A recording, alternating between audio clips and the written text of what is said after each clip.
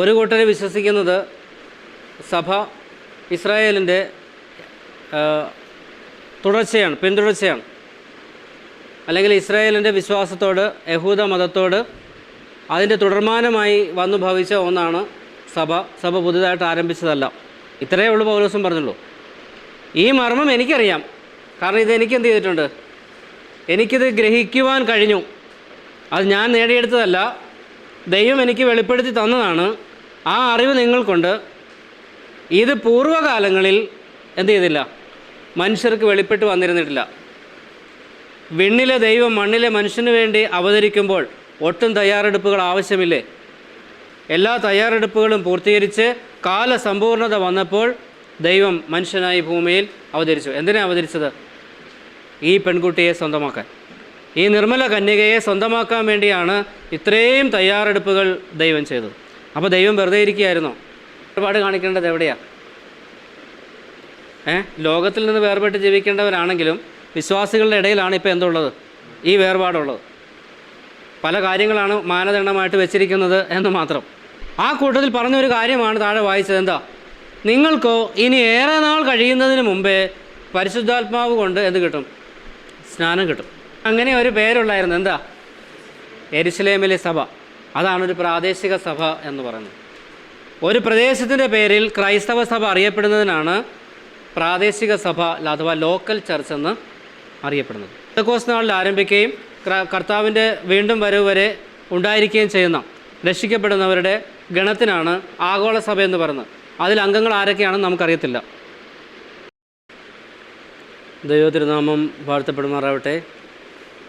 പിന്നെയും നമുക്ക് ദൈവവചന പഠനത്തിനായിട്ട് ഒരുമിച്ച് കൂടി വരുവാൻ ദൈവം സഹായിച്ചതോർത്ത് കർത്താവായ യേശുക്രിസ്തു മുഖാന്തരം ദൈവത്തെ സ്തുതിക്കുന്നു. കഴിഞ്ഞ ക്ലാസ്സിൽ നാം എന്താണ് ചിന്തിച്ചതെന്ന് ഓർക്കുന്നുണ്ടോ?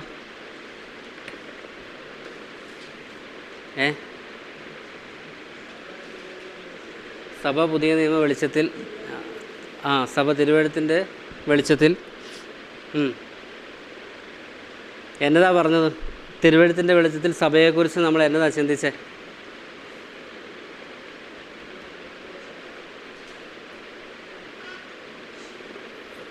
സഭയ്ക്ക് ഗ്രീക്ക് ഭാഷയിൽ ഏത് വാക്കാണ് ഉപയോഗിക്കുന്നത്?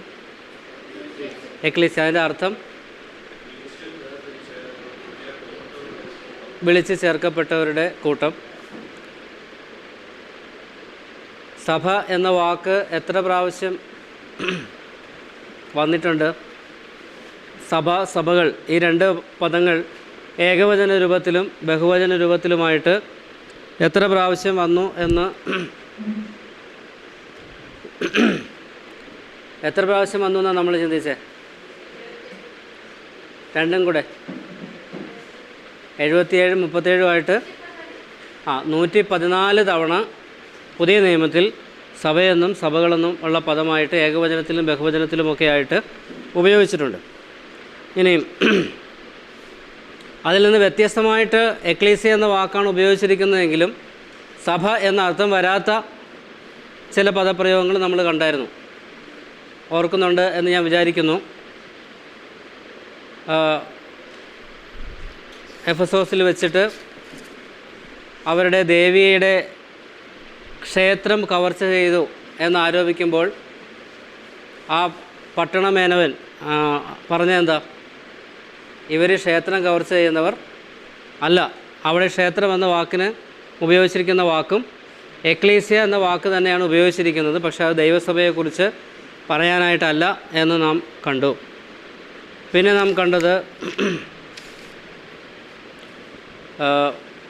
ഇതൊരു വിളിച്ചു ചേർക്കപ്പെട്ടവരുടെ കൂട്ടമാണല്ലോ. അപ്പോൾ വിളിയുടെ അടിസ്ഥാനത്തിലാണ് ഈ കൂട്ടം രൂപപ്പെട്ടത്. ആരാ വിളിച്ചത്? ദൈവമാണ് വിളിച്ചത്. അത് നമ്മൾ കണ്ടു. എങ്ങനെയാണ് ദൈവം വിളിച്ചതെന്ന് കണ്ടു. എങ്ങനെയാണ് ദൈവം വിളിച്ചത്? വിശുദ്ധ വിളി കൊണ്ടാണ് ദൈവം വിളിച്ചത്. തൻ്റെ ഇഷ്ടപ്രകാരമാണ് ദൈവം വിളിച്ചത്. വിളിക്കുമ്പോഴുള്ള നമ്മുടെ സാഹചര്യം എന്തായിരുന്നു എന്ന് നമ്മൾ കണ്ടു.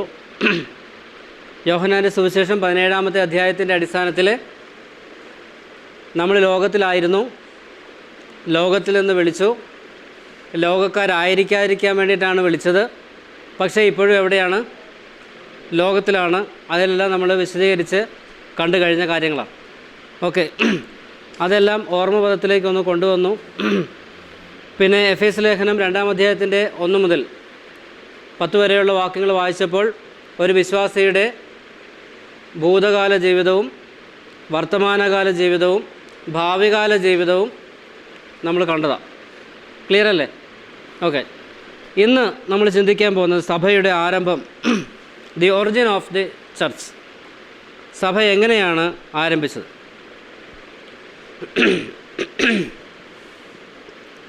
ഇന്നും പ്രബലമായി ദൈവദാസന്മാരുടെ ഇടയിൽ അഭിപ്രായ ഭിന്നതയുള്ള ഒരു കാര്യമാണ് നമ്മളിപ്പോൾ ചിന്തിക്കാൻ പോകുന്നത്.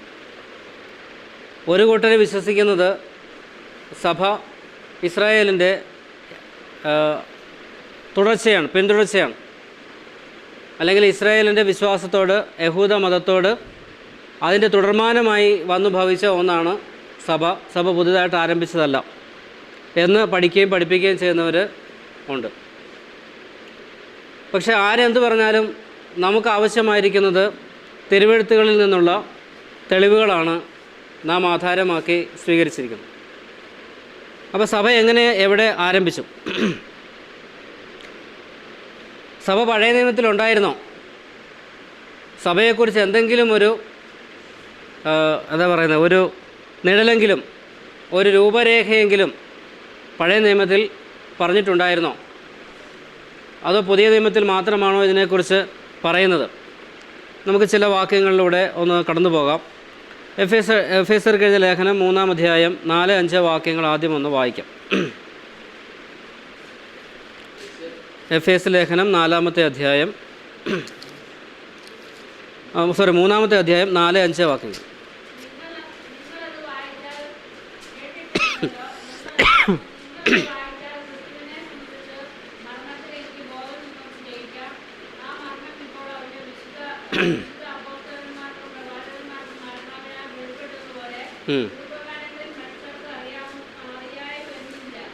മതി. പൗലോസ് എഫെസോസുകാരോട് പറയുന്ന ഒരു കാര്യം, എനിക്ക് ഒരു മർമ്മം അറിയായി വന്നു, അല്ലെങ്കിൽ ഒരു മർമ്മത്തെക്കുറിച്ച് എനിക്ക് അറിവ് ലഭിച്ചു എന്ന് നിങ്ങൾക്കറിയാമല്ലോ, നിങ്ങൾ കേട്ടിട്ടുണ്ടല്ലോ. നിങ്ങളത് വായിച്ചാൽ ക്രിസ്തുവിനെ സംബന്ധിച്ചുള്ള മർമ്മത്തിൽ എനിക്കുള്ള ബോധം നിങ്ങൾക്ക് ഗ്രഹിക്കാം. എനിക്കൊരു മർമ്മം വെളിപ്പെട്ട് വന്നു എന്നുള്ളത് നിങ്ങൾക്കറിയാം. അതെന്താണെന്ന് നിങ്ങൾ മനസ്സിലാക്കി കഴിഞ്ഞാൽ ആ കാര്യത്തിൽ എനിക്കെന്ത് അറിവുണ്ടെന്നും കൂടെ നിങ്ങൾക്ക് മനസ്സിലാക്കാനായിട്ട് പറ്റും എന്ന് പൗലോസ് പറഞ്ഞു. ഇതെല്ലാം പിന്നീട് നമുക്ക് വിശദീകരിച്ച് കാണാവുന്നതാണ്.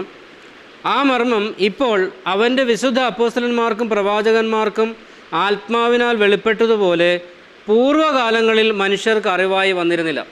പൂർവ്വകാലം എന്ന് പറഞ്ഞാൽ കഴിഞ്ഞ നാളുകളിൽ പൗലോസ് ഇത് പറയുമ്പോൾ, എഫെസോസുകാരുടെ ഇത് പറയുമ്പോഴുള്ള സമയമാണ് പറയുന്നത്. അതിനു മുമ്പുള്ള കാലങ്ങളിൽ എന്തായി വന്നിട്ടില്ല, അവർക്ക് വെളിപ്പെട്ട് കിട്ടാത്തൊരു കാര്യമാണ് ഇപ്പോഴത്തെ യേശുക്രിസ്തുവിൻ്റെ അപ്പോസ്തലന്മാരായ ഞങ്ങൾക്കും പ്രവാചകന്മാർക്കും വെളിപ്പെട്ട് കിട്ടിയിരിക്കുന്നത്. അത് പഴയ കാലങ്ങളിൽ ആർക്കും വെളിപ്പെട്ട് വന്നിരുന്നില്ല. അപ്പോഴതൊരു മർമ്മമാണ്. മർമ്മം എന്ന് പറഞ്ഞാൽ എന്താ അർത്ഥം? മർമ്മം എന്ന മലയാളം വാക്കിൻ്റെ അർത്ഥം എന്താ? മറഞ്ഞിരിക്കുന്നത്. ശരീരത്തിൽ ഒരുപാട് മർമ്മങ്ങളുണ്ട് അല്ലേ? ഈ ഒഴിച്ചിലും പിഴിച്ചിലും ഒക്കെ നടത്തുന്നവർക്കും കളരി അഭ്യാസികൾക്കും ഒക്കെ എന്തറിയാം? മർമ്മം അറിയാം. എന്തുകൊണ്ടാണ് നമ്മളൊക്കെ അറിയാൻ വയ്യാത്തത്? നമ്മൾ ഒഴിച്ചിലും പിഴിച്ചിലും ചെയ്യുന്നവരും കളരിപ്പയറ്റ് പഠിച്ചവരും ഒന്നും അല്ല. പക്ഷെ നമ്മുടെ ശരീരത്തിൽ എന്തുണ്ട്? മർമ്മമുണ്ട്. അത് അവർക്കറിയാം, നമുക്കറിയത്തില്ല. എന്താ കാരണം? മർമ്മം എല്ലാവരുടെയും ശരീരത്തിലുണ്ട്. അത് ഹിഡനാണ്, മറഞ്ഞിരിക്കുന്നതാണ്. പക്ഷെ അവിടെ ഓരോ പോയിൻ്റുകളുണ്ട് എന്നുള്ളത് അതിനെക്കുറിച്ച് മനസ്സിലാക്കിയിരിക്കുന്നവർക്ക് മാത്രമാണ് അറിയാവുന്നത്. ഇത്രയേ ഉള്ളൂ പൗലോസും പറഞ്ഞുള്ളൂ. ഈ മർമ്മം എനിക്കറിയാം, കാരണം ഇതെനിക്ക് എന്ത് ചെയ്തിട്ടുണ്ട്? എനിക്കിത് ഗ്രഹിക്കുവാൻ കഴിഞ്ഞു. അത് ഞാൻ നേടിയെടുത്തതല്ല, ദൈവം എനിക്ക് വെളിപ്പെടുത്തി തന്നതാണ്. ആ അറിവ് നിങ്ങൾക്കുണ്ട്. ഇത് പൂർവ്വകാലങ്ങളിൽ എന്ത് ചെയ്തില്ല? മനുഷ്യർക്ക് വെളിപ്പെട്ട് വന്നിരുന്നിട്ടില്ല. പക്ഷേ ഈ കാര്യം ദൈവത്തിൻ്റെ പദ്ധതിയിൽ ഉണ്ടായിരുന്നു, മറഞ്ഞു കിടന്നതാണ്, ഇപ്പോഴെന്ത് ചെയ്യുകയാണ്? വെളിപ്പെടുത്തി തരികയാണ് ചെയ്യുന്നത്. ഇനിയും അത് മനുഷ്യർക്ക് അറിവായി വന്നിരുന്നില്ല. അത് എന്നു മുതലാണെന്നുള്ളത് 9-ാമത്തെ വാക്യത്തിൽ വായിക്കുന്നുണ്ട്. എഫെസ്യ ലേഖനം 3-ാം അധ്യായത്തിൻ്റെ 9-ാമത്തെ വാക്യം. ആ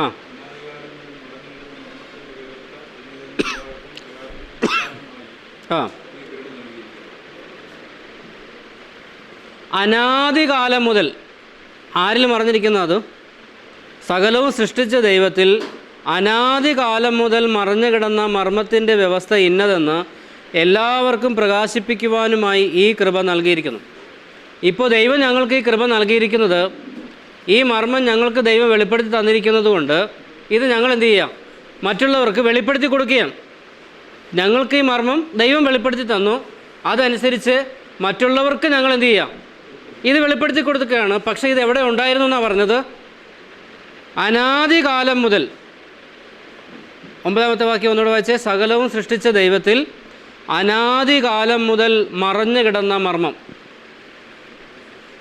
അപ്പോൾ ഈ ദൈവത്തിൻ്റെ പദ്ധതിയിൽ ഇന്നോ ഇന്നലെയോ ആരംഭിച്ചതാണോ?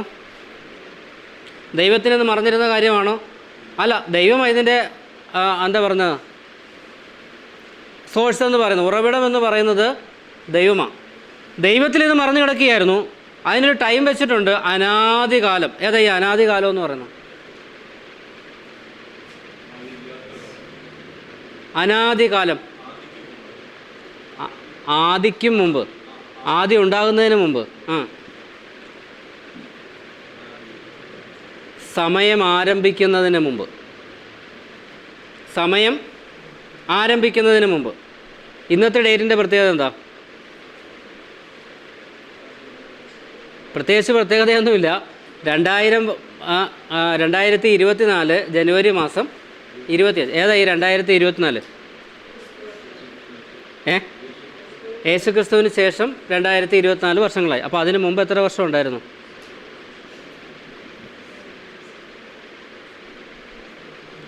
അതിന് മുമ്പ് എത്ര വർഷം ഉണ്ടായിരുന്നു? നമുക്കറിഞ്ഞുകൂടാ. അപ്പോൾ നമുക്ക് കുറേ കാലം പുറകോട്ട് പോകാൻ കഴിയും, അല്ലേ? നമുക്ക് കുറേ കാലമൊക്കെ പുറകോട്ട് പോകാൻ കഴിയും. കുറച്ച് കഴിയുമ്പം ആ ഒരറിവ് മനുഷ്യൻ്റേത് നിൽക്കും. പിന്നെ നമുക്കൊരു സമയവും ഡേറ്റും ഒന്നും പറയാൻ പറ്റാത്തൊരു സ്റ്റേജ് എത്തിച്ചേരും. പക്ഷെ അപ്പോഴും എന്തായി? ദൈവമുണ്ട്. അതാ അനാദികാലം എന്ന് പറയുന്നത്. ഇതിന് നമുക്കൊരു സ്പെസിഫിക് ആയിട്ടൊരു ടൈം പറയാൻ, ഒരു പ്രത്യേകിച്ച് എടുത്തു പറയാവുന്ന ഒരു സമയം ദൈവത്തിൻ്റെ കാര്യത്തിൽ നമുക്കില്ല.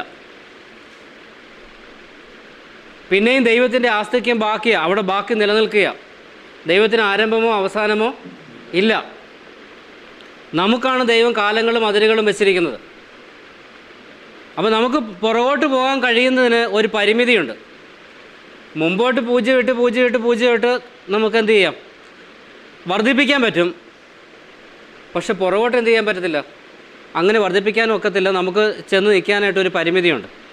ആ പരിമിതി കഴിഞ്ഞാൽ മനുഷ്യൻ്റെ പരിമിതി അവിടെ അവസാനിക്കുകയാണ്. പക്ഷെ അവിടെ ബാക്കിയും ദൈവത്തിന് എന്ത് ചെയ്യുക? ആസ്തിക്യം നിലനിൽക്കുകയാണ്. അപ്പോൾ അന്നേ ദൈവത്തിൻ്റെ കർമ്മ പദ്ധതിയിൽ എന്തുണ്ടായിരുന്നു? സഭയുണ്ടായിരുന്നു.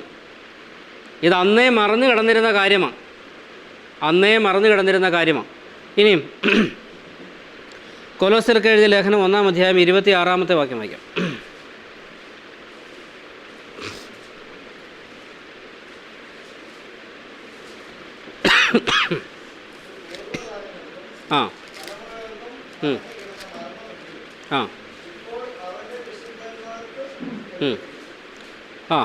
അതേ കാര്യം തന്നെയാണ് പൗലോസ് കൊലോസ്യ ലേഖനത്തിലും പറഞ്ഞിരിക്കുന്നത്. 1-ാം അധ്യായത്തിൻ്റെ 26-ാമത്തെ വാക്യം. അത് പൂർവ്വകാലങ്ങൾക്കും തലമുറകൾക്കും മറന്നു കിടന്ന മർമ്മമെങ്കിലും ഇപ്പോൾ അവൻ്റെ വിശുദ്ധന്മാർക്ക് വെളിപ്പെട്ടിരിക്കുന്നു. അവരോട് ജാതികളുടെ ഇടയിൽ ഈ മർമ്മത്തിൻ്റെ മഹിമാധനം എന്തെന്നറിയിക്കുവാൻ ദൈവത്തിന് ഇഷ്ടമായി. ആ മർമ്മം മഹത്വത്തിൻ്റെ പ്രത്യാശയായ ക്രിസ്തു നിങ്ങളിൽ ഇരിക്കുന്നു എന്നുള്ളത് തന്നെ.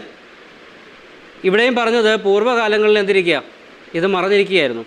അതിന് മുമ്പുള്ള വാക്യങ്ങളോടെ നോക്കാം. 24-25 വാക്യങ്ങളിൽ, ഇപ്പോൾ ഞാൻ നിങ്ങൾക്ക് വേണ്ടിയുള്ള കഷ്ടാനുഭവങ്ങളിൽ സന്തോഷിച്ച് ക്രിസ്തുവിൻ്റെ കഷ്ടങ്ങളിൽ കുറവായുള്ളത് എൻ്റെ ജഡത്തിൽ സഭയായ അവൻ്റെ ശരീരത്തിന് വേണ്ടി പൂരിപ്പിക്കുന്നു. നിങ്ങൾക്ക് വേണ്ടി ദൈവം എനിക്ക് നൽകിയിരിക്കുന്ന ഉദ്യോഗപ്രകാരം ദൈവവചന ഘോഷണം നിവർത്തിക്കേണ്ടതിന് ഞാൻ സഭയുടെ ശുശ്രൂഷകനായിരിക്കുന്നു. അപ്പോൾ ഈ രണ്ട് വാക്യങ്ങളിലും ആവർത്തിച്ച് വന്നിരിക്കുന്ന ഒരു വാക്കാണ് സഭ എന്നുള്ളത്. അതിനെക്കുറിച്ചാണ് പറയുന്നത്. അത് പൂർവ്വകാലങ്ങൾക്കും തലമുറകൾക്കും മറഞ്ഞു കിടന്ന മർമ്മമാണ്. അപ്പോൾ സഭ എന്താണ്? മറഞ്ഞു കിടന്നിരുന്ന ഒരു മർമ്മമാണ് പൂർവ്വകാലങ്ങളിൽ, അന്നത്തെ തലമുറകൾക്ക്. അപ്പോൾ ഈ രണ്ട് ലേഖനങ്ങളും സമാന ലേഖനങ്ങളാണ്. അതുകൊണ്ടാണ് ഒരേ ആശയം തന്നെ ഇത് രണ്ടിലും എഴുതിയതും ഒരാൾ തന്നെയാണ്. ഒരേ സമയത്താണ് ഇത് എഴുതിയിരിക്കുന്നത്. അതുകൊണ്ടാണ് രണ്ടിനും ഏകദേശം ഒരു സമാനത ഉള്ളത്. അപ്പോൾ ഇത് മറഞ്ഞു കിടന്നിരുന്നതാണ്. ഇപ്പോൾ അത് തൻ്റെ ശുശ്രൂഷകന്മാർക്ക്, അപ്പോസ്തലന്മാർക്ക്, പ്രവാചകന്മാരെന്ന് പറയുന്നത് പഴയ നിയമ പ്രവാചകന്മാരല്ല, 1-ാം നൂറ്റാണ്ടിലുണ്ടായിരുന്ന പ്രവാചകന്മാരെ ഉദ്ദേശിച്ചാണ് പറഞ്ഞത്. അവർക്കത് വെളിപ്പെടുത്തി കൊടുത്തിരിക്കുക ദൈവം. ആ മർമ്മം എന്താണെന്നുള്ളത് അത് സഭയാണ്. അത് ഞങ്ങൾ നിങ്ങളോട് പറയുന്നു. ഇനി റോമാലേഖനം 16-ാം അധ്യായം 25-26 വാക്യങ്ങൾ.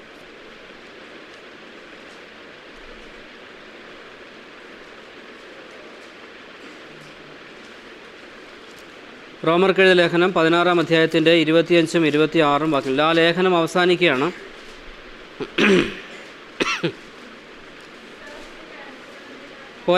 പോരാ അതിനു മുമ്പ് പൂർവ്വകാലങ്ങളിൽ മറഞ്ഞു വേണം.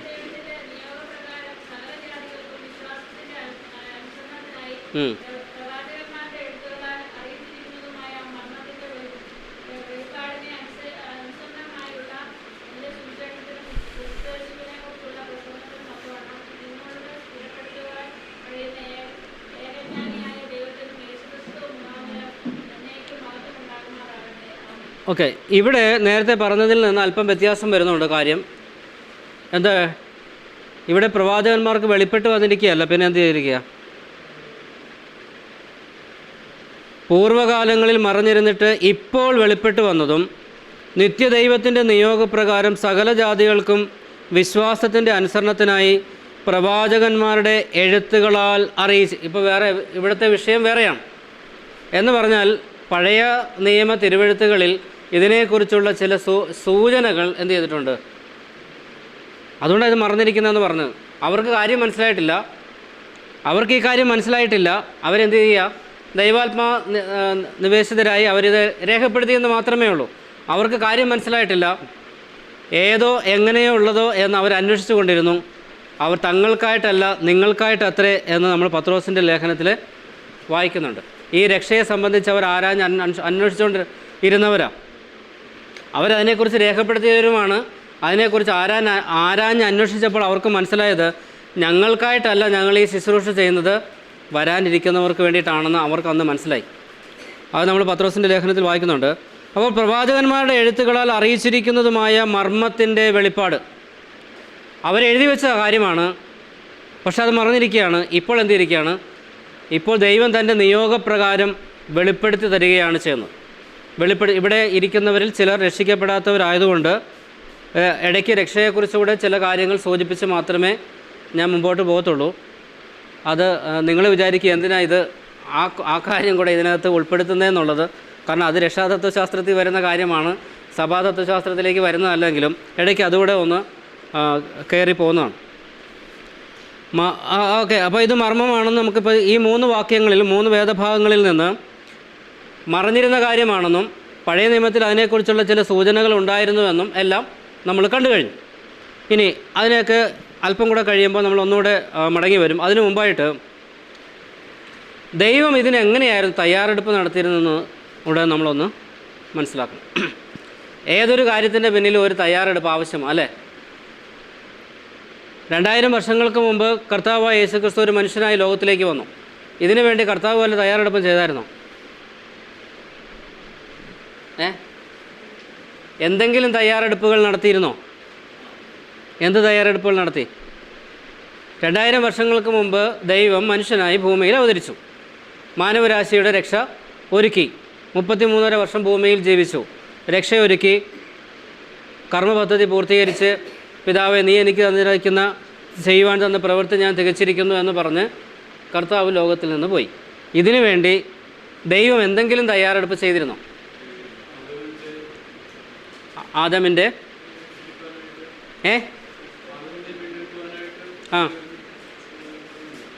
ആദമിനെ വീണ്ടെടുക്കുവാനായിട്ട് എന്താ പറഞ്ഞത്? സ്ത്രീയുടെ സന്തതിയെക്കുറിച്ചൊരു വാഗ്ദാനം കൊടുത്തിട്ടുണ്ട്.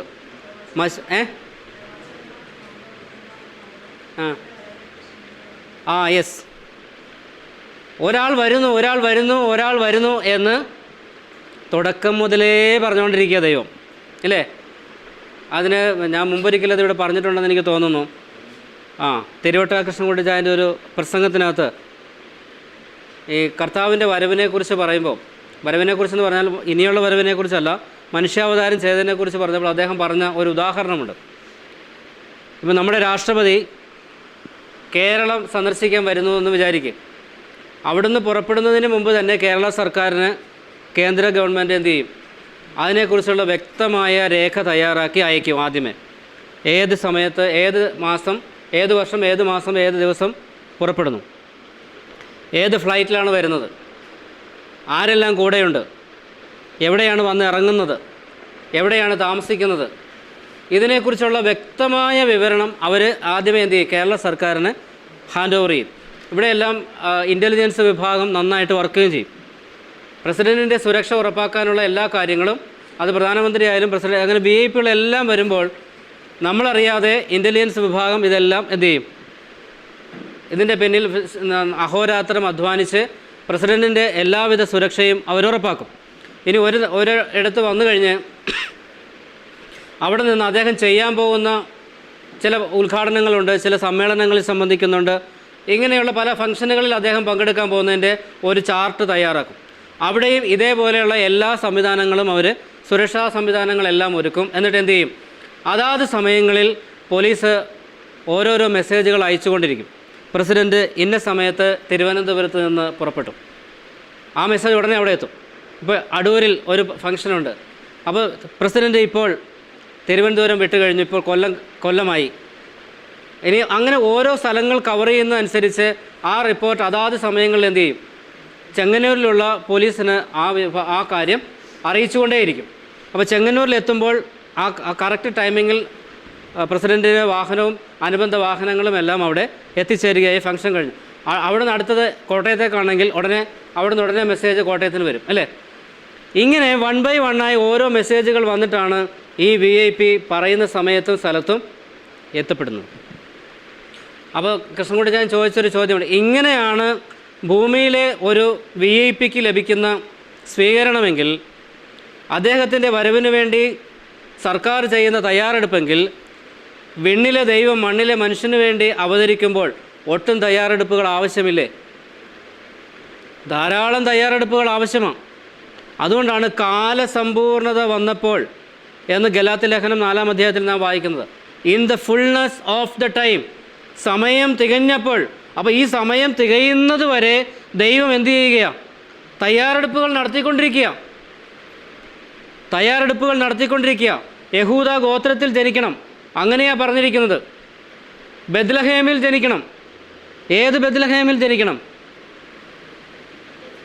എഫ്രാത്ത ബെത്ലഹേമിൽ ജനിക്കണം. എന്തുകൊണ്ട്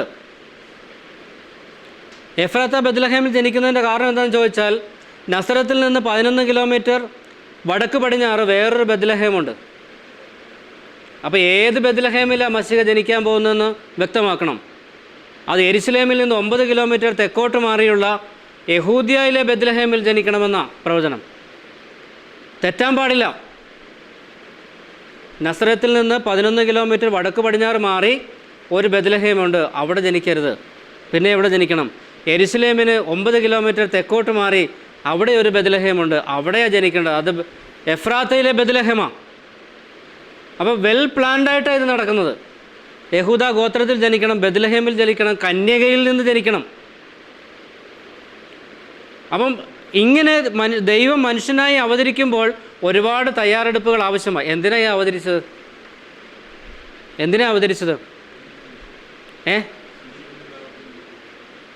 താൻ തൻ്റെ ജീവനും രക്തവും ഊറ്റിക്കൊടുത്ത് ഒരു പെൺകുട്ടിയെ സ്വന്തമാക്കാൻ വേണ്ടിയിട്ടാണ്.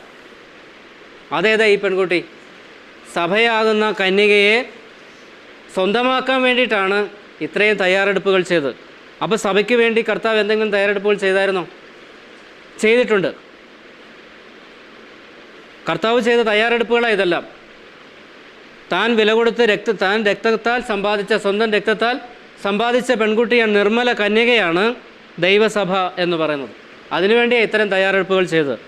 വെയിറ്റ് ചെയ്യുക, സമയത്തിന് വേണ്ടി, കാലം തികയാൻ വേണ്ടി വെയിറ്റ് ചെയ്യുന്നു. ഈ പറഞ്ഞ എല്ലാ കാര്യങ്ങളും, ഈ പ്രവചനങ്ങളെല്ലാം നിവൃത്തിയാവണം. ദൈവം അതിന് മുന്നോടിയായി തൻ്റെ പ്രവാചകന്മാരിലൂടെ ഭാഗമായിട്ട് ഇതിനെക്കുറിച്ച് എന്ത് ചെയ്തുകൊണ്ടിരിക്കുക? അറിവുകൾ ജനത്തിന് കൊടുത്തുകൊണ്ടിരിക്കുക. വരുന്നു വരുന്നു വരുന്നു മശിഹ വരുന്നു എന്ന് പറഞ്ഞുകൊണ്ടിരിക്കുക. യോഹന്നാൻ സ്നാപകനും അവസാനം പറഞ്ഞു എന്താ?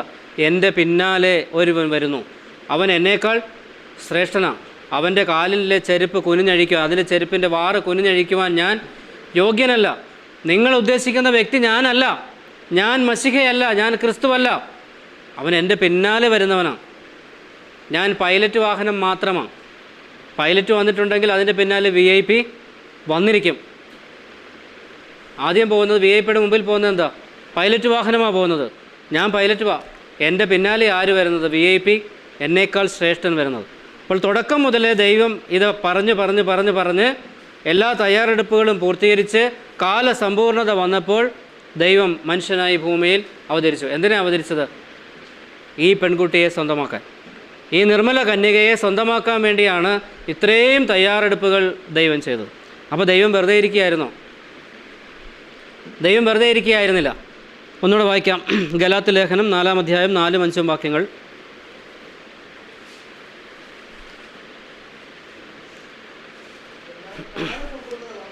ആ ആ ആ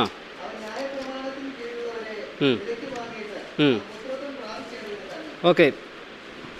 ന്യായപ്രമാണത്തിന് കീഴിൽ ഉള്ളവരെ വിലയ്ക്ക് വാങ്ങിയിട്ട് നാം പുത്രത്വം പ്രാപിക്കേണ്ടതിന്. അതെന്നെ ഏർപ്പാടാണ്. അതെന്തൊരു ഏർപ്പാടാണ് അത്? ആരോടാ പൗലോസ് സംസാരിക്കുന്നത്? ഗലാത്യ സഭയിലെ വിശ്വാസികളോടാണ്. ആ ഗലാത്യ സഭ എന്ന് പറയുമ്പോൾ എന്താ ഉദ്ദേശിക്കുന്നത്?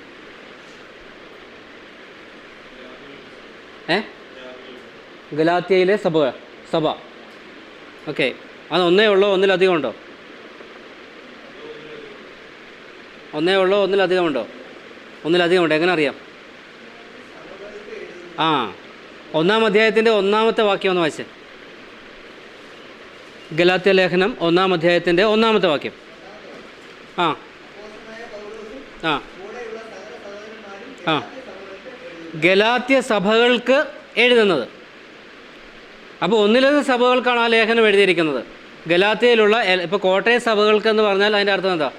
കോട്ടയത്തുള്ള 80-ഓ അതിലധികമോ സഭകൾ, അതെല്ലാം കൂടെ ചേർത്താണ് പറഞ്ഞേക്കുന്നത്. അതുപോലെ ഗലാത്യ ലേഖനം എഴുതിയത് എഫെസോസിലെ സഭയ്ക്കും കൊലോസിലെ സഭയ്ക്കും എഴുതിയ പോലെ ഒരൊറ്റ സഭയ്ക്കായിട്ടല്ല എഴുതിയത്. ഗലാത്യ പ്രദേശത്തുള്ള മുഴുവൻ സഭകൾക്കും വേണ്ടിയിട്ടാണ് ഈ ലേഖനം എഴുതിയത്. അവിടെ യഹൂദ പശ്ചാത്തലത്തിൽ നിന്ന് വന്നവരും ജാതീയ പശ്ചാത്തലത്തിൽ നിന്ന് വിശ്വസിച്ച് മുമ്പോട്ട് വന്നവരുടെയും കൂട്ടമാണ് ആ സഭകളെന്ന് പറയുന്നത്. അപ്പോൾ ജാതീയ പശ്ചാത്തലത്തിൽ നിന്നുള്ളവരൂടെ വന്നിട്ടുണ്ട്. അതുകൊണ്ടാണ് ഇത് വായിക്കുമ്പോൾ നമുക്കൊരു ചിരി വരുന്നത്. എന്താ ചിരി വരുന്നത്? ന്യായപ്രമാണത്തിന് കീഴിലുള്ളവരെ വിലയ്ക്ക് വാങ്ങിയിട്ട് നാം പുത്രത്വം പുത്രത്വം പ്രാപിക്കേണ്ടതിന്. അവർ പ്രാപിച്ചാൽ പോരെ, നമ്മളെന്തിനാണ് പ്രാപിക്കണം? നമ്മളും കൂടെ അതിനകത്ത് ഉണ്ട്, ജാതികളും അതിനകത്തുണ്ട്. ഇവിടുത്തെ പ്രധാന പ്രശ്നമെന്ന് പറയുന്നത് തന്നെ ജാതികളായിട്ടുള്ള വിശ്വാസികളോട് ചില യഹൂദന്മാരായിട്ടുള്ള ആളുകൾ പറഞ്ഞു, ഇങ്ങനെയൊന്നും പോരാ, ന്യായപ്രമാണത്തിൻ്റെ ചില പ്രവൃത്തികളിലൂടെയൊക്കെ ചെയ്തെങ്കിലേ മുഴുവനാകത്തുള്ളൂ, അല്ലാതെ നിങ്ങൾ ഉദ്ദേശിക്കുന്ന പോലെയൊന്നും അല്ല കാര്യങ്ങളെന്ന് പറഞ്ഞ് ന്യായപ്രമാണത്തിൻ്റെ ചില ഉപദേശങ്ങൾ കൂടെ ആ സഭയിൽ പഠിപ്പിക്കാനായിട്ട് ആരംഭിച്ചു. ഇതിനെക്കുറിച്ച് അറിവ് ലഭിച്ചപ്പോഴാണ് പൗലോസ് എന്ത് ചെയ്തത്? ഈ സഭകൾക്ക് ലേഖനം എഴുതുന്നത്. ന്യായപ്രമാണത്തിൻ്റെ പ്രത്യേകതകൾ എന്താണ്, യഹൂദൻ്റെ പ്രത്യേകതകൾ എന്താണ്, അവരുടെ ആചാരാനുഷ്ഠാനങ്ങൾ എന്തായിരുന്നു, അവ കൊണ്ടുള്ള ഗുണം എന്താണ്, ദോഷം എന്താണ്, നമുക്കെങ്ങനെയാണ് രക്ഷ ലഭിക്കുന്നത്, ഇതൊക്കെ ഈ 6 അധ്യായങ്ങളിലൂടെ പൗലോസ് വെളിപ്പെടുത്തുമ്പോഴാണ് ഈ ലേഖനം എഴുതേണ്ടി വന്നത്.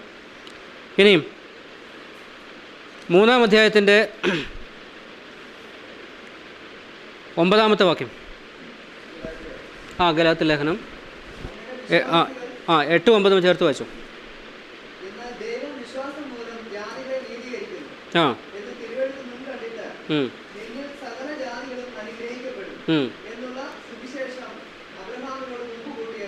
ആ ഓക്കെ. ഇവിടെ സകല ജാതികളും അനുഗ്രഹിക്കപ്പെടുമെന്നാണ് പറഞ്ഞ അബ്രഹാമിലൂടെ. ആ തിരുവെഴുത്ത് നിവർത്തിയാവണം. അവരും നീതീകരിക്കപ്പെടണം. അവരും അബ്രഹാമിൻ്റെ സന്തതികളായിട്ട് മാറണം. യഹൂദന്മാർ മാത്രമല്ല അബ്രഹാമിൻ്റെ സന്തതികൾ, ജാതികളും അബ്രഹാമിൻ്റെ സന്തതിയായി മാറി അങ്ങനെ അവരൊരുമിക്കണം.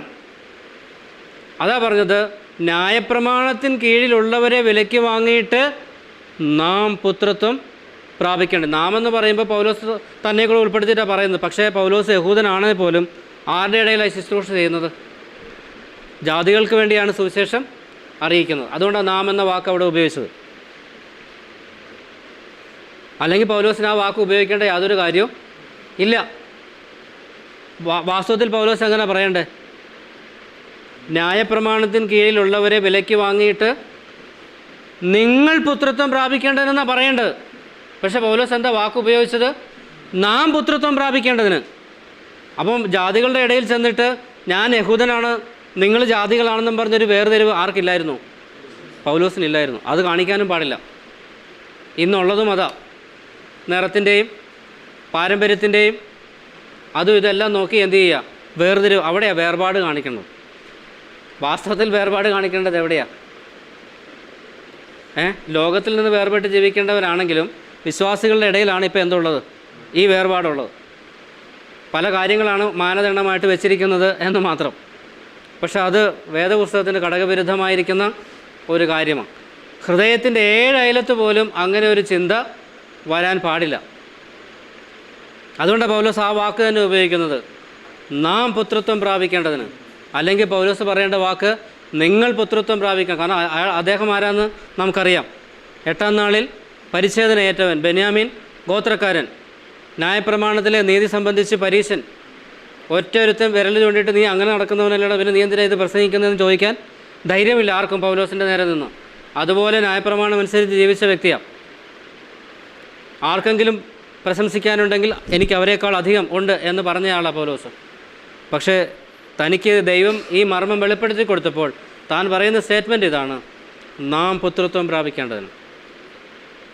അപ്പം പൗലോസ് അവരിൽ നിന്ന് അകന്നു നിൽക്കാനല്ല ഉദ്ദേശിച്ചത്, അവരോടൊപ്പം നിൽക്കാനായിട്ടാണ് ആഗ്രഹിച്ചത്.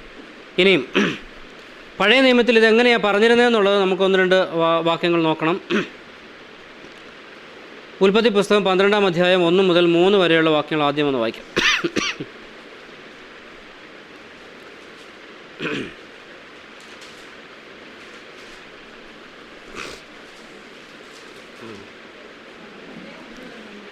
ഉൽപ്പത്തി പുസ്തകം 12-ാം അധ്യായം 1 മുതൽ 3 വരെ.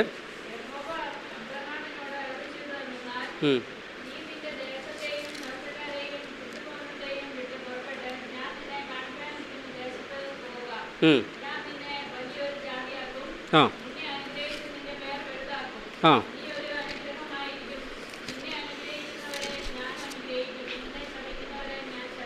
ആ മതി. നിന്നിൽ ഭൂമിയിലെ സകല ജാതികളും നീ ഒരു അനുഗ്രഹമായിരിക്കും എന്നെല്ലാം നാം പിന്നീട് വായിക്കുന്നുണ്ട്. അപ്പോൾ അബ്രഹാമിൽ സകല ജാതികളും അനുഗ്രഹിക്കപ്പെടുമെന്നുള്ളത് ദൈവം ആദ്യമേ പറഞ്ഞിട്ടുള്ള കാര്യമാണ്. അത് വിശദീകരിക്കുന്നില്ല. യെശയ്യാ പ്രവചനം 11-ാം അധ്യായത്തിൻ്റെ 10-ാമത്തെ വാക്യം വായിക്കാം.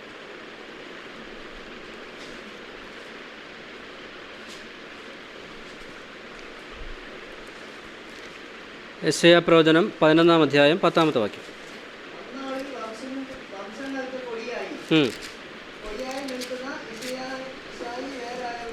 ഇശായിയുടെ വേരായവനെ ജാതികൾ അന്വേഷിച്ചു വരും. മതി. ആരാ ഈ ഇശായി? ദാവീദിൻ്റെ. ഇശായിയുടെ വേര് ഏതാ നേരം? ഈ മുളച്ചു വരുന്ന വേര്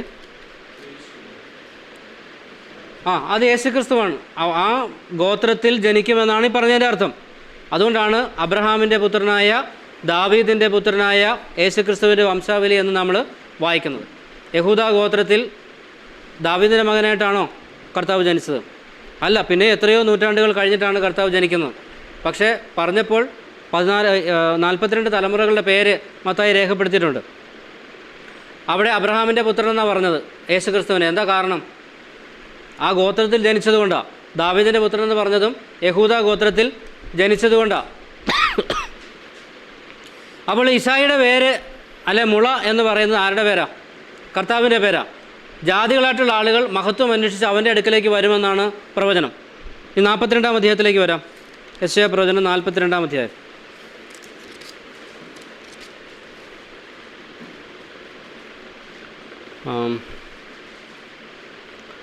ഒന്നാമത്തെ വാക്യം ആദ്യം വായിക്കാം.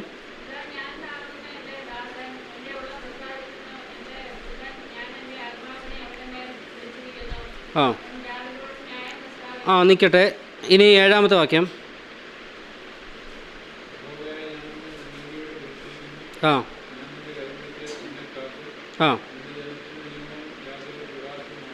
ഓക്കെ. അപ്പോൾ ജാതികളോട് ദൈവത്തിൻ്റെ ന്യായം പ്രസ്താവിക്കാൻ ദൈവം തൻ്റെ ഹൃദയം താങ്ങുന്ന, ഉള്ളം പ്രസാദിക്കുന്ന ഒരു ദാസനെ കണ്ടെത്തുകയാണ്. ഇതാ ഞാൻ താങ്ങുന്ന എൻ്റെ ദാസൻ, എൻ്റെ ഉള്ളം പ്രസാദിക്കുന്ന എൻ്റെ വൃതൻ. ഞാൻ തിരഞ്ഞെടുത്ത ആളെന്ന പറഞ്ഞതിൻ്റെ അർത്ഥം. ആ ആളുടെ പ്രത്യേകത എന്താണെന്ന് പറഞ്ഞത്? ജനത്തിൻ്റെ നിയമവും ജാതികളുടെ പ്രകാശവും ആക്കും. ഒരു വ്യക്തിക്ക് 2 പ്രത്യേകതയാണ് അവിടെ പറഞ്ഞത്. ജനത്തിൻ്റെ നിയമം എന്ന് പറഞ്ഞാൽ ഇസ്രായേൽ ജനത്തിൻ്റെ നിയമം എന്നാണ് അർത്ഥം. ഉടമ്പടി എന്നും കൂടെ അതിനർത്ഥമുണ്ട്. കവനൻറ്റ്. ജാതികളുടെ പ്രകാശവുമാക്കി വച്ചിരിക്കുകയാണ്. അപ്പം ഇസ്രായേൽ ജനവും ജാതികളും കൂടെ ചേർന്ന് ഒരു വ്യക്തിയിൽ പ്രത്യാശ അർപ്പിച്ചിരിക്കുകയാണ്, വിശ്വാസം അർപ്പിച്ചിരിക്കുകയാണ്, ആശ്രയം വെച്ചിരിക്കുകയാണ്. ഇതാണ് പ്രവാചകൻ പറഞ്ഞതിൻ്റെ പൊരുൾ. ഇതെവിടെയാണ് നിവൃത്തിയാവുന്നത്? ലൂക്കോസിൻ്റെ സുവിശേഷം 2-ാം അധ്യായം 30-31 വാക്യങ്ങൾ.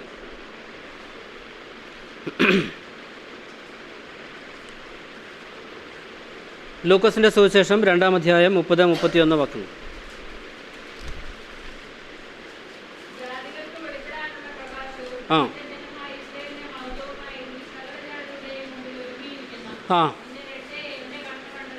മതി.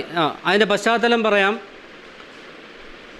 ഉണ്ണി യേശുവിന് 40 ദിവസം മാത്രം പ്രായമുള്ളപ്പോൾ കൈക്കുഞ്ഞിനെയും കയ്യിലേന്തി മോശയുടെ നിയമമനുസരിച്ച് അപ്പനായ യോസഫും അമ്മയായ മറിയവും കൂടെ ദൈവാലയത്തിലേക്ക് കുഞ്ഞിനുമായിട്ട് ചെല്ലുകയാണ്. മോശയുടെ നിയമമനുസരിച്ച് മറിയയുടെ ശുദ്ധീകരണ കാലം തികഞ്ഞപ്പോൾ 40 ദിവസങ്ങൾക്ക് ശേഷം അവരവിടെ ചെല്ലുകയാണ്. അവിടെ വന്ധ്യവയോധികനായ ഒരു വ്യക്തി, ശിമയോൻ എന്നാണ് അദ്ദേഹത്തിൻ്റെ പേര്. അദ്ദേഹത്തിന് ദൈവത്തിൽ നിന്നൊരു അരുളപ്പാട് ലഭിച്ചിട്ടുണ്ട്, അഭിഷിക്തനെ കാണാതെ മരിക്കുകയില്ല. ഇവർ ദൈവാലയത്തിലേക്ക് വരുന്നു എന്നുള്ളത് പരിശുദ്ധാത്മ നിയോഗപ്രകാരം മനസ്സിലാക്കിയ ശിമയോനും ദൈവാലയത്തിലേക്ക് ചെല്ലുന്നു. ഈ കുഞ്ഞിനെ കയ്യിലെടുത്ത് സ്വർഗത്തിലേക്ക് നോക്കിക്കൊണ്ട് ശിമയോൻ പറഞ്ഞ പ്രസ്താവനയാണ്, ഇപ്പോൾ നാഥ സമാധാനത്തിൽ അടിയനെ വിട്ടയക്കണമേ, എന്തെന്നാൽ അവിടുന്ന് സകല ജനതകൾക്കും വേണ്ടി ഒരുക്കിയിരിക്കുന്ന, POC ബൈബിളിൽ അങ്ങനെ എഴുതിയിരിക്കുന്നത്, അവിടുന്ന് സകല ജനതകൾക്കും വേണ്ടി ഒരുക്കിയിരിക്കുന്ന നിൻ്റെ രക്ഷ. ഇവിടെ നമ്മുടെ ബൈബിളിൽ എഴുതിയിരിക്കുന്നത് സകല ജനത്തിൻ്റെയും മുമ്പിൽ ഒരുക്കിയിരിക്കുന്ന രക്ഷ എന്നാണ് പറഞ്ഞേക്കുന്നത്. സകല ജനത്തിനും വേണ്ടി ഒരുക്കിയിരിക്കുന്ന രക്ഷയാണ്. അത് ജാതികളുടെ പ്രകാശവും നിൻ്റെ ജനമായ ഇസ്രായേലിൻ്റെ മഹത്വവും. ഇത് രണ്ടും കൂടെ ചേർന്ന വ്യക്തിയാണ് ശിമയോൻ്റെ കയ്യിലിരിക്കുന്നത്. അതാരാ? അതാണ് യേശുക്രിസ്തു. അപ്പോൾ യെശയ്യാവും പ്രവചിച്ചത് ആരെക്കുറിച്ചായിരുന്നു? യേശുക്രിസ്തുവിനെ കുറിച്ചാണ് പ്രവചിച്ചത്. ആ പ്രവചനത്തിൻ്റെ നിവൃത്തിയാണ് ഇപ്പോൾ ശിമയോൻ്റെ കയ്യിലിരിക്കുന്ന ഈ കുഞ്ഞ്. ജാതികളുടെ പ്രകാശവും ഇസ്രായേൽ ജനത്തിൻ്റെ മഹത്വവുമായിട്ടിരിക്കുന്ന ഈ കുഞ്ഞ്. ഇപ്പോൾ 2 കൂട്ടരും കൂടെ ഒരാളിൽ ആശ വയ്ക്കുകയാണ്. ഇതെല്ലാം പ്രവചനത്തിൽ നേരത്തെ പറഞ്ഞിട്ടുള്ള കാര്യമാണ്. ഇനി ഒരു ചോദ്യം അവശേഷിക്കുകയാണ്, ഇത് എങ്ങനെ ഒരു മർമ്മമാവും? ഇത് ക്ലിയർ കട്ടായി തെളിഞ്ഞു കിടക്കുന്ന കാര്യമല്ലേ, പിന്നെ ഇതെങ്ങനെ ഒരു മർമ്മമാവുന്നു? ഒരുപാട് പ്രവചനങ്ങളിൽ ഇതെല്ലാം കാണുന്നുണ്ട്. ചില ഉദാഹരണങ്ങൾ മാത്രമാണ് നമ്മൾ കണ്ടത്. ഉൽപ്പത്തി പുസ്തകം മുതൽ മലാഖി വരെയുള്ള സകല പുസ്തകങ്ങളും ഈ മശീഹയെക്കുറിച്ച് തന്നെയാണ് പറഞ്ഞുകൊണ്ടിരുന്നത്. അപ്പോൾ ഇത് യഹൂദന് വേണ്ടി മാത്രമുള്ളതല്ല, ജാതികൾക്കും കൂടെ വേണ്ടിയിട്ടുള്ളതാണെന്നുള്ളത് ക്ലിയറായി. അപ്പോൾ ഇതെങ്ങനെ ഒരു മർമ്മമാകുന്നത്? ഇത് വ്യക്തമായി തെളിഞ്ഞു കിടക്കുന്ന രേഖയല്ലേ?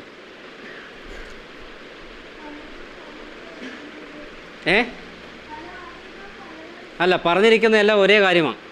പലരും പല രീതിയിലാണ് പറഞ്ഞതെന്ന് വന്നാലും പറഞ്ഞിരിക്കുന്നതെല്ലാം ഒരാളെക്കുറിച്ചാണ്, ഒരേ കാര്യമാണ് പറഞ്ഞത്. പിന്നെ ഇതെങ്ങനെ ഒരു മർമ്മമായിട്ട് വരും? ജാതികൾ കർത്താവിലേക്ക് വരുന്നു എന്നുള്ളതല്ല മർമ്മം. പിന്നെ എന്നതാ മർമ്മം? എഫെസ്യ ലേഖനത്തിലേക്ക് വരാം. എഫെസ്യ ലേഖനത്തിലേക്ക് വരാം. 4-ാം അധ്യായം.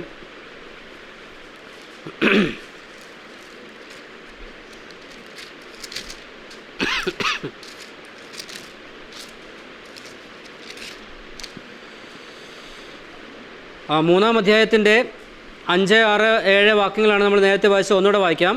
ആ മർമ്മം ഇപ്പോൾ അവൻ്റെ വിശുദ്ധ അപ്പോസ്തലന്മാർക്കും പ്രവാചകന്മാർക്കും ആത്മാവിനാൽ വെളിപ്പെട്ടതുപോലെ പൂർവ്വകാലങ്ങളിൽ മനുഷ്യർക്ക് അറിവായി വന്നിരുന്നില്ല.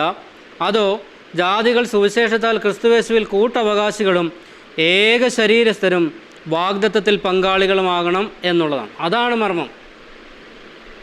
ജാതികൾ കർത്താവിൻ്റെ അടുക്കലേക്ക് വരുന്നു എന്നുള്ളതല്ല മർമ്മം. പിന്നെന്താ മർമ്മം?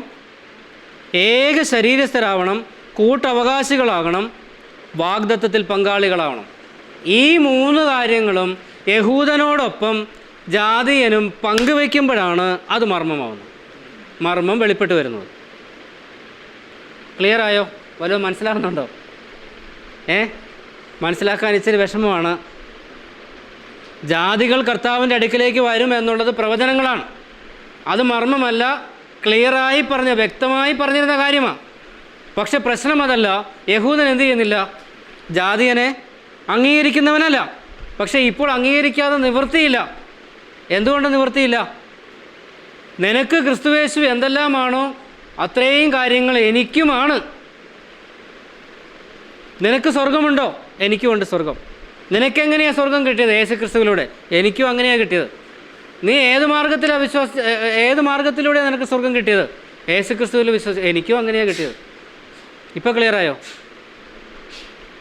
2-ാം അധ്യായം 11, 12. ഇത് നമ്മൾ കൂടെ ആരാധന ചിന്തയ്ക്ക് വായിക്കുന്നതായതുകൊണ്ട് ഒന്ന് ഓടിച്ച് പറഞ്ഞു പോവാം. എഫെസ്യ ലേഖനം 2-ാം അധ്യായം 11 മുതൽ. ആകയാൽ നിങ്ങൾ മുമ്പേ പ്രകൃതിയാൽ ജാതികളായിരുന്നു, ജഡത്തിൽ കയ്യാലുള്ള പരിച്ഛേദനയേറ്റ് പരിച്ഛേദനക്കാർ എന്ന് പേരുള്ളവരാൽ അഗ്രകർമ്മക്കാർ എന്ന് വിളിക്കപ്പെട്ടിരുന്നു. അപ്പോൾ യഹൂദന്മാർ ജാതികളെ വിളിച്ചിരുന്നത് എന്താ? ഞങ്ങൾ പരിച്ഛേദനക്കാരും നിങ്ങൾ ആരുമാ? അഗ്രകർമ്മക്കാരുമാ. നമ്മൾ തമ്മിൽ ഒരു ബന്ധവുമില്ല. പറയുന്നത് മനസ്സിലാവുന്നുണ്ടോ? ഞങ്ങൾ പരിച്ഛേദന ഏറ്റവരും നിങ്ങൾ പരിച്ഛേദന ഏൽക്കാത്തവരുമാണ്. അതുകൊണ്ട് നമ്മൾ തമ്മിൽ യാതൊരുവിധ കാരണവശാലും പൊരുത്തപ്പെട്ടു പോകത്തില്ല. അക്കാലത്ത് നിങ്ങൾ ക്രിസ്തുവിനെ കൂടാതെയുള്ളവരും ഇസ്രായേൽ പൗരതയോട് സംബന്ധമില്ലാത്തവരും വാഗ്ദത്തത്തിൻ്റെ നിയമങ്ങൾക്ക് അന്യരും പ്രത്യാശയില്ലാത്തവരും ലോകത്തിൽ ദൈവമില്ലാത്തവരും ആയിരുന്നു. യഹൂദനോ? അവന് വാഗ്ദത്തത്തിൻ്റെ നിയമങ്ങൾ അവന് മാത്രം ബാധകമായിരുന്നു. മശിഹയെക്കുറിച്ചുള്ള പ്രതീക്ഷയിലാണ് അവൻ ജീവിച്ചത്. അവൻ ഇസ്രായേൽ പൗരതയുള്ളവനാണ്. വാഗ്ദത്തത്തിൻ്റെ നിയമങ്ങൾ അവർക്ക് മാത്രമാണ് ഉണ്ടായിരുന്നത്. റോമാലേഖനം 9-ാം അധ്യായം 5-ാം അധ്യായം 9-ാം അധ്യായത്തിൻ്റെ 1 മുതൽ 4 വരെയുള്ള വാക്യങ്ങൾ. അവർ ഇസ്രായേല്യർ. ന്യായപ്രമാണവും വാഗ്ദത്തങ്ങളും പുത്രത്വവും അവർക്കുള്ളവ. ആരാധനയും യാഗങ്ങളും അവർക്കുള്ളത്. പിതാക്കന്മാർ അവർക്കുള്ളത്. വാഗ്ദാനമനുസരിച്ച് മശിഹയും അവരിൽ നിന്നല്ലോ ഉത്ഭവിച്ചത്. സകലതും അവർക്കുള്ളതാണ്. സകലതും അവർക്കുള്ള. നിങ്ങൾ ലോകത്തിൽ ദൈവം പോലും ഇല്ലാത്തവരായിട്ട് ജീവിച്ചവരാ ജാതികൾ. ഇനിയോ? മുമ്പേ ദൂരസ്ഥരായിരുന്ന നിങ്ങൾ ഇപ്പോൾ ക്രിസ്തുയേശുവിൽ ക്രിസ്തുവിൻ്റെ രക്തത്താൽ സമീപസ്ഥരായി മാറി. ഇപ്പോഴാരായി? മുമ്പ് നിങ്ങൾ വെളിയിൽ കിടന്നവരാ, ദൂരത്ത് കിടന്നവരാ. ഇപ്പോഴോ? ഇപ്പോൾ യഹൂദൻ എന്തുമാത്രം അടുത്താണോ നിൽക്കുന്നത് അത്രയും അടുത്ത് തന്നെ നിങ്ങൾ നിൽക്കുന്നു. ഇപ്പം നിങ്ങൾ ചാരത്താണ് നിൽക്കുന്നത്, ദൂരത്തല്ല, ചാരത്താണ്. സമീപസ്ഥരായി. പോരാ, അവൻ നമ്മുടെ സമാധാനം, അവൻ ഇരുപക്ഷത്തെയും ഒന്നാക്കി. ആരാ ഈ ഇരുപക്ഷം? യഹൂദനും ജാതി. ഇവർ രണ്ടുപേരും കൂടെ ചേർന്നപ്പോൾ ഒരു പുതിയ ശരീരം രൂപപ്പെടുകയാണ്. പുതിയൊരു പേഴ്സണാലിറ്റി ഉണ്ടാവുകയാണ്. അതാണ് സഭ. പക്ഷേ ഇത് യഹൂദൻ്റെ മതവിശ്വാസത്തിൻ്റെ തുടർച്ചയല്ല. അതിനോടല്ല ഈ ക്രിസ്തു വിശ്വാസി ചേർന്നിരിക്കുന്നത്. പിന്നെയോ യഹൂദനും രക്ഷിക്കപ്പെട്ടവനായി ചേർന്നപ്പോഴാണ് ഈ കാര്യം നടക്കുന്നത്. ആ വ്യത്യാസം മനസ്സിലാക്കണം. യഹൂദനും യേശുക്രിസ്തുവിലൂടെയുള്ള രക്ഷിക്കപ്പെടൽ സംഭവിച്ചു കഴിഞ്ഞപ്പോഴേ നടക്കത്തുള്ളൂ. അല്ലെങ്കിൽ പിന്നെ സഭ എന്താ? യഹൂദ മതത്തിൻ്റെ തുടർച്ചയാണെന്ന് സമ്മതിക്കേണ്ടി വരും. അങ്ങനെയല്ല സംഭവിച്ചത്. സമാധാനം ഉണ്ടാക്കിക്കൊണ്ട് ഇരുപക്ഷത്തെയും തന്നിൽ ഒരു പുതുമനുഷ്യനാക്കി സൃഷ്ടിക്കുകയാണ്. അപ്പോൾ ഇന്നലെ വരെ ഇല്ലാത്ത ഒരു പുതിയ മനുഷ്യനെ കുറിച്ചാണ് പൗലോസ് പറയുന്നത്. ഒരു പുതിയ മനുഷ്യൻ, അതാ സഭ. ഇന്നലെ വരെ ഇല്ലാത്ത ഒരു പുതിയ മനുഷ്യൻ, യഹൂദനും ജാതിയനും ചേർന്ന ഒരു പുതിയ മനുഷ്യൻ, അതാണ് സഭ. ഇനിയോ 19-ാമത്തെ വാക്യം, ആകയാൽ നിങ്ങൾ ഇനി അന്യന്മാരും പരദേശികളുമല്ല, വിശുദ്ധന്മാരുടെ സഹപൗരന്മാരും ദൈവത്തിൻ്റെ ഭവനക്കാരും അത്രേ. അപ്പോൾ ഇനി നമ്മൾ ആരല്ല? അന്യരല്ല, പരദേശികളല്ല, വാഗ്ദത്തത്തിൻ്റെ നിയമങ്ങൾക്ക് പുറത്തുള്ളവരല്ല, അകത്തുള്ളവരാണ്, ദൈവത്തിൻ്റെ വീട്ടുകാരാണ്. ഞാൻ പറഞ്ഞ കാര്യം നേരത്തെ ഒന്നുകൂടെ ക്ലിയർ ആക്കാൻ വേണ്ടി ഒന്നുകൂടെ വായിക്കാം. 17-ാമത്തെ വാക്യം, അവൻ വന്ന് ദൂരത്തായിരുന്ന നിങ്ങൾക്ക് സമാധാനവും സമീപത്തുള്ളവർക്ക് സമാധാനവും സുവിശേഷിച്ചു. യേശുക്രിസ്തു വന്ന് ദൂരത്തായിരുന്ന നിങ്ങൾക്കും സമീപത്തായിരുന്ന അവർക്കും ഒരേ കാര്യമാണ് സുവിശേഷിച്ചത്, സമാധാനം. ആ സുവിശേഷത്തിൻ്റെ അടിസ്ഥാനത്തിലാണ് യഹൂദനും ജാതിയനും ഒരാളായിട്ട് മാറിയത്. ഇതായിരുന്നു മർമ്മം, ഇതാണ് വെളിപ്പെടുത്തി കിട്ടിയത്. അല്ലാതെ ഒരു കാരണവശാലും ജാതിയൻ ആരിലേക്ക് വരത്തില്ല? യഹൂദനിലേക്ക് പൊരുത്തപ്പെടാനായിട്ട് വരികയില്ല, യഹൂദന് ജാതിയനോടും പൊരുത്തപ്പെടാനായിട്ട് വരികയില്ല. അപ്പോഴാണ് സഭ ഒരു മർമ്മമായിട്ട് മാറിയത്. ജാതികൾ ദൈവത്തിൽ വിശ്വസിക്കുമെന്നുള്ളതും അനുഗ്രഹിക്കപ്പെടുമെന്നുള്ളതും ഇതെല്ലാം ഈ മശിഹയിലേക്ക് തിരിഞ്ഞ് രക്ഷ പ്രാപിക്കുമെന്നുള്ളതും എല്ലാം വെളിപ്പെടുത്തിയിരുന്ന കാര്യം. അതല്ല മർമ്മം. പിന്നെ എന്താ മർമ്മം? ഒരു പുതിയ മനുഷ്യൻ, ഒരേ വിശ്വാസത്താൽ യഹൂദനും ജാതിയനും ഒരു പുതിയ മനുഷ്യൻ എന്ന സഭയായി തീരുന്നതാണ് മർമ്മം എന്ന് പറയുന്നത്. അതാണ് പൗലോസ് പറഞ്ഞത് 3-ാം അധ്യായത്തിൽ, അതോ ജാതികൾ സുവിശേഷത്താൽ ക്രിസ്തുയേശുവിൽ കൂട്ടവകാശികളും ഏക ശരീരസ്ഥരും വാഗ്ദത്തത്തിൽ പങ്കാളികളാകണം എന്നുള്ളത് തന്നെ. ഇതായിരുന്നു മർമ്മം. ഈ മർമ്മമാണ് മറന്നു കിടന്നത്. ആ മർമ്മമാണ് ഇപ്പോൾ വെളിപ്പെടുത്തി കിട്ടിയിരിക്കുന്നത്. ആ മർമ്മത്തിൻ്റെ ഭാഗഭാക്കുകളാകാനാണ് ദൈവം നമുക്ക് കൃപയാൽ അവസരം നൽകിയിരിക്കുന്നത്. രക്ഷിക്കപ്പെടുവാൻ ഭാഗ്യം ലഭിച്ച എല്ലാവരും ഇപ്പോൾ എന്തായിരിക്കുകയാണ്? ഈ ഒരു പുതിയ മനുഷ്യൻ്റെ അവയവമായി മാറിക്കഴിഞ്ഞിരിക്കുക. ഇതാണ് സഭ എന്ന് പറയുന്നത്. ഇത് പൂർവ്വകാലങ്ങളിൽ മറന്നിരുന്നതാണ്, പക്ഷേ ഇപ്പോൾ എന്ത് ചെയ്തിരിക്കുകയാണ്? വെളിപ്പെടുത്തി തന്നിരിക്കുക. അപ്പോൾ പൂർവ്വകാലങ്ങളിൽ ദൈവത്തിൻ്റെ ഹൃദയത്തിൽ ഉണ്ടായിരുന്ന ഒരു രേഖാചിത്രം ഉണ്ടായിരുന്നു. അത് ഇന്നേക്ക് 2000 വർഷങ്ങൾക്ക് മുമ്പ് പുത്രൻ മനുഷ്യാവതാരം ചെയ്ത് ആ പദ്ധതി എന്ത് ചെയ്യുക? ആ ബ്ലൂ പ്രിൻ്റ് കർമ്മ പദ്ധതിയാക്കി അവതരിപ്പിച്ചു. അതിനുശേഷം പെന്തക്കോസ്ത് നാൾ മുതൽ പരിശുദ്ധാത്മാവ് എന്ത് ചെയ്തുകൊണ്ടിരിക്കുകയാണ്? ഇത് ഓരോ വ്യക്തിയിലും അനുഭവവേദ്യമാക്കിക്കൊണ്ട് ഇരിക്കുക. അങ്ങനെയാണ് നമ്മളിലേക്കും ഈ സന്ദേശം എത്തിയതും വിശ്വസിക്കാൻ ദൈവം ഭാഗ്യം നൽകിയതും ഈ സഭയുടെ അംഗമായി മാറാനുള്ള മഹാഭാഗ്യം നമുക്കും ലഭിച്ചത്. ഇനിയും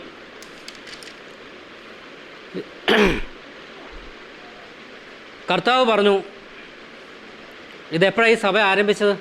ഞാൻ ഇതിനിടയ്ക്കൊന്ന് പറഞ്ഞു വിട്ടു. എപ്പോഴാണ് ആരംഭിച്ചത്? കർത്താവിൻ്റെ പുനരുദ്ധാനത്തിന് ശേഷം പെന്തക്കോസ്ത് നാളിലാണ് സഭ ആരംഭിക്കുന്നത്. അപ്പോൾ അതിനു മുമ്പ് കർത്താവ് പറഞ്ഞു, I will build my church, ഞാൻ എൻ്റെ സഭയെ പണിയും. മത്തായി സുവിശേഷം 16-ാം അധ്യായത്തിൻ്റെ 18-ാമത്തെ വാക്യം ഒന്ന് വായിക്കാം. അവിടെയാണ് പുതിയ നിയമത്തിൽ ആദ്യമായി സഭ എന്ന വാക്ക് വന്നിരിക്കുന്നത്.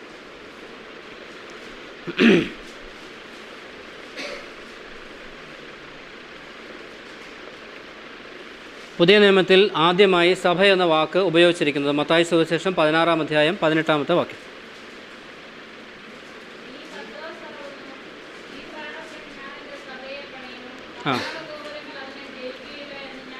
ഓക്കെ, നീ പത്രോസാകുന്നു, ഈ പാറമേൽ ഞാൻ എൻ്റെ സഭയെ പണിയും. ഏതാ ഈ പാറ? അതെങ്ങനെ മനസ്സിലായി? ചിലർ പറയുന്നത് പത്രോസ് എന്ന വ്യക്തിയിലാണ് സഭ പണിതിരിക്കുന്നതെന്ന് ചിലർ അങ്ങനെ അവകാശപ്പെടുന്നു. പത്രോസെ നീ പാറയാകുന്നു, ഈ പാറമേൽ ഞാൻ എൻ്റെ സഭയെ പണിയും എന്നാണ് അവർ പറയുന്നത്. പക്ഷെ അവിടെ എഴുതിയിരിക്കുന്നത് പത്രോസെ നീ പാറയാകുന്നു എന്ന് കർത്താവ് പറഞ്ഞിട്ടില്ല. പിന്നെ എന്താ പറഞ്ഞത്?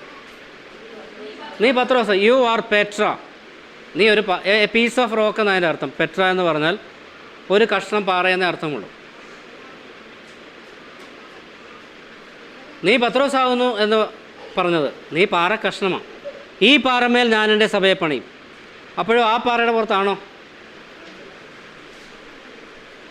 പിന്നെ എങ്ങനെ നമുക്കിത് ഉറപ്പിക്കാൻ പറ്റുന്നത് യേശുക്രിസ്തുവിൻ്റെ മേൽ തന്നെയാണ് സഭ പണിതത് എന്നുള്ളത്?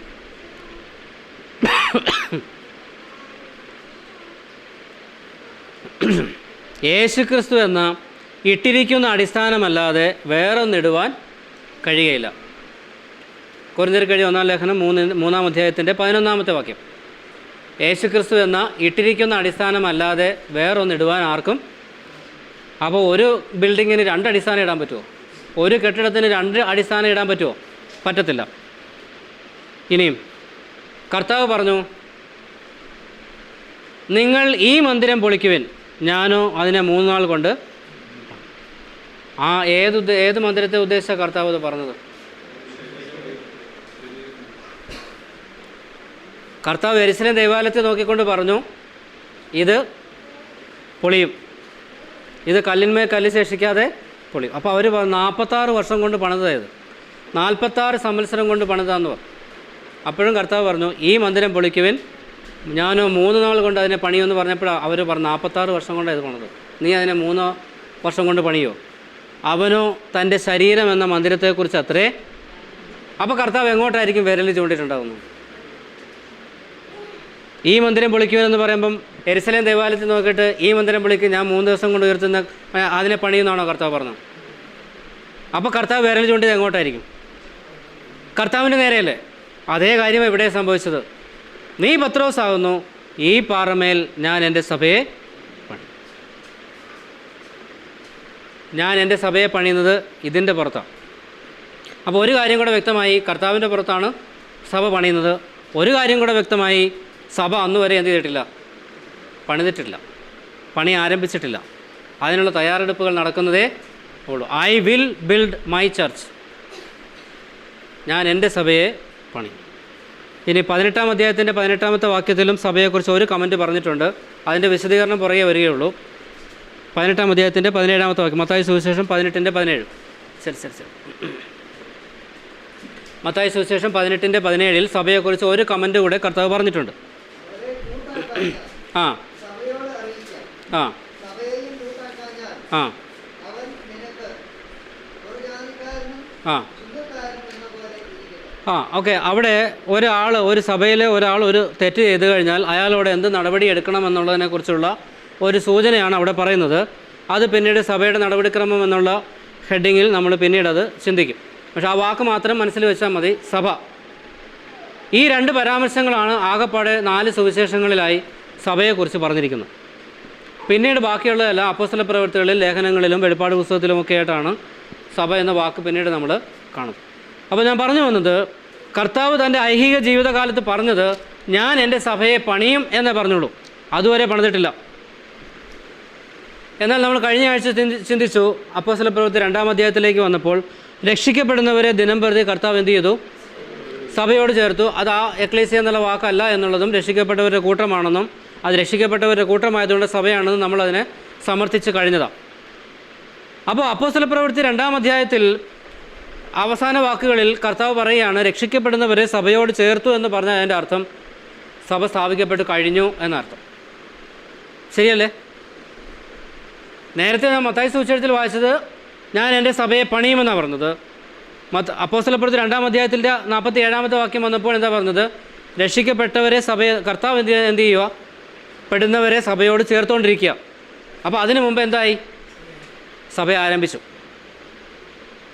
അപ്പോൾ കർത്താവിൻ്റെ മരണ അടക്ക പുനരുദ്ധാനത്തിന് ശേഷം എപ്പോഴോ എന്ത് സംഭവിച്ചു കഴിഞ്ഞു? സഭ ആരംഭിച്ചു. ഇനി അപ്പോസ്തല പ്രവൃത്തി 1-ാം അധ്യായത്തിലേക്ക് വരാം. അപ്പോസ്തല പ്രവൃത്തി 1-ാം അധ്യായം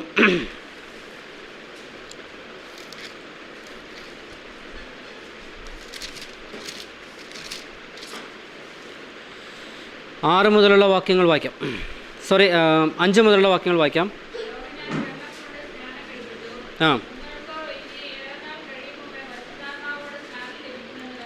മതി. 4 ചേർത്ത് വായിച്ചാൽ, അങ്ങനെ അവർ അവരുമായി കൂടിയിരിക്കുമ്പോൾ അവരോട്, നിങ്ങൾ യെരുശലേമിൽ നിന്ന് വാങ്ങിപ്പോകാതെ എന്നോട് കേട്ട പിതാവിൻ്റെ വാഗ്ദത്തത്തിനായി കാത്തിരിക്കണം. യോഹന്നാൻ വെള്ളം കൊണ്ട് സ്നാനം കഴിപ്പിച്ചു, നിങ്ങൾക്കോ ഇനി ഏറെ നാൾ കഴിയും മുമ്പേ പരിശുദ്ധാത്മാവ് കൊണ്ട് സ്നാനം ലഭിക്കുമെന്ന് കൽപ്പിച്ചു. ഇനി ഏറെ നാൾ കഴിയും മുമ്പേ ഇത് സംഭവിക്കുമെന്നാണ് കർത്താവ് പറഞ്ഞത്. ഉയിർത്തെഴുന്നേറ്റ കർത്താവ് എത്ര നാളുകൾ ശിഷ്യന്മാരോടൊപ്പം ചെലവിട്ടു?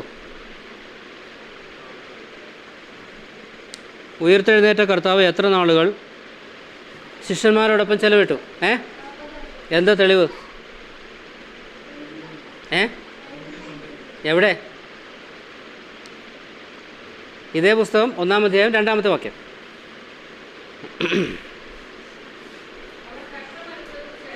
ആ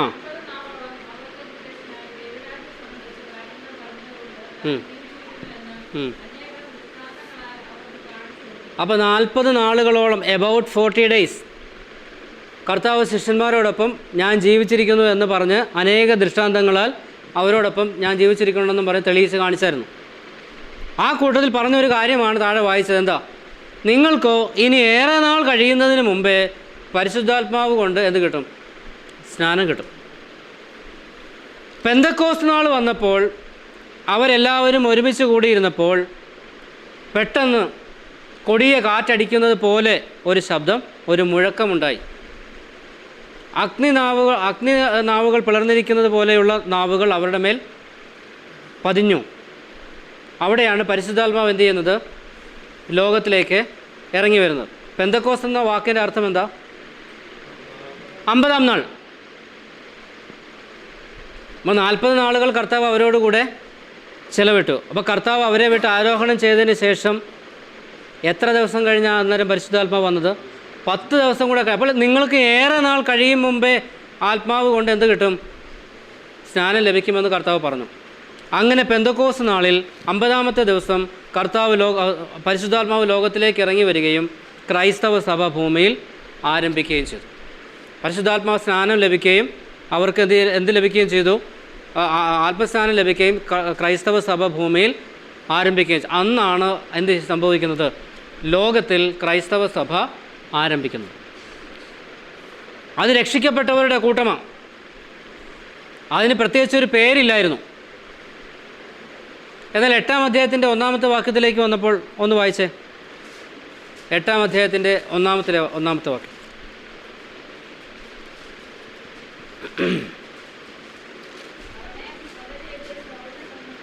സമ്മതമായിരുന്നു. അന്ന് യെരുശലേമിലെ സഭയ്ക്ക് ഒരു വലിയ ഉപദ്രവം ഉണ്ടായി. യെരുശലേമിലെ പെന്തക്കോസ്ത് സഭയെന്ന് പറഞ്ഞിട്ടില്ല, യെരുശലേമിലെ ബ്രദറൻ സഭയെന്ന് പറഞ്ഞിട്ടില്ല, യെരുശലേമിലെ കത്തോലിക്ക സഭയെന്ന് പറഞ്ഞിട്ടില്ല, യെരുശലേമിലെ ഓർത്തഡോക്സ് സഭയെന്നോ യാക്കോബ സഭയെന്നോ ഒന്നും പറഞ്ഞിട്ടില്ല. പിന്നെ എന്താ പറഞ്ഞത്? അന്ന് അങ്ങനെ പേരുള്ളായിരുന്നു. അന്ന് അങ്ങനെ ഒരു പേരുള്ളായിരുന്നു. എന്താ? യെരുശലേമിലെ സഭ. അതാണൊരു പ്രാദേശിക സഭ എന്ന് പറയുന്നത്. ഒരു പ്രദേശത്തിൻ്റെ പേരിൽ ക്രൈസ്തവ സഭ അറിയപ്പെടുന്നതിനാണ് പ്രാദേശിക സഭ അഥവാ ലോക്കൽ ചർച്ച് എന്ന് അറിയപ്പെടുന്നത്. ആഗോള സഭയെക്കുറിച്ചാണ് ആദ്യമേ പറഞ്ഞത്. അത് കാണാൻ പറ്റുന്നതാണ്. ഏതാ? പ്രാദേശിക സഭ കാണാൻ പറ്റും, ആഗോള സഭ കാണാൻ പറ്റത്തില്ല. പെന്തക്കോസ്ത് നാളിൽ ആരംഭിക്കുകയും കർത്താവിൻ്റെ വീണ്ടും വരവ് വരെ ഉണ്ടായിരിക്കുകയും ചെയ്യുന്ന രക്ഷിക്കപ്പെടുന്നവരുടെ ഗണത്തിനാണ് ആഗോള സഭ എന്ന് പറയുന്നത്. അതിൽ അംഗങ്ങൾ ആരൊക്കെയാണെന്ന് നമുക്കറിയത്തില്ല. ഇന്ന് രക്ഷിക്കപ്പെട്ടെന്ന് അവകാശപ്പെടുന്ന പലരും ഒരുപക്ഷെ അതിനകത്തുള്ളവരായിരിക്കത്തില്ല.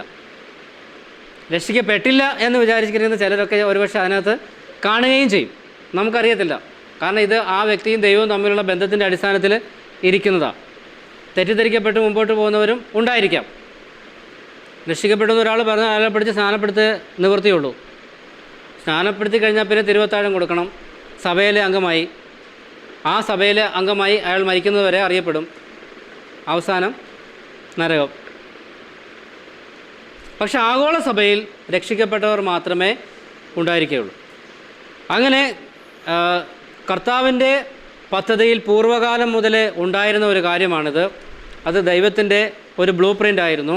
അത് കാലസമ്പൂർണത വന്നപ്പോൾ തൻ്റെ പുത്രനിലൂടെ ദൈവം വിഭാവന ചെയ്ത ആ കാര്യം പുത്രൻ ആവിഷ്കരിച്ച് ഇന്ന് പരിശുദ്ധാത്മാവ് എന്ത് ചെയ്തുകൊണ്ടിരിക്കുക? അനുഭവവേദ്യമാക്കി നടപ്പിലാക്കിക്കൊണ്ടിരിക്കുന്ന ഒരു വ്യവസ്ഥിതിയാണ് സഭ എന്ന് പറയുന്നത്. ഇതിൻ്റെ സഭ എങ്ങനെ ആരംഭിച്ചു എന്നുള്ള വിഷയമായിരുന്നു ഇന്നത്തെ നമ്മുടെ തലക്കെട്ട് എന്ന് പറയുന്നത്. അതിനെക്കുറിച്ച് മാത്രമാണ് നമ്മളിപ്പോൾ ചിന്തിച്ചത്. വരും ദിവസങ്ങളിൽ ദൈവം അനുവദിച്ചാൽ ബാക്കി കാര്യങ്ങൾ നമുക്ക് ഒരുമിച്ച് ചിന്തിക്കാം. ദൈവം നമ്മെ സഹായിക്കട്ടെ. ദൈവനാമം വാഴ്ത്തപ്പെടുമാറാകട്ടെ.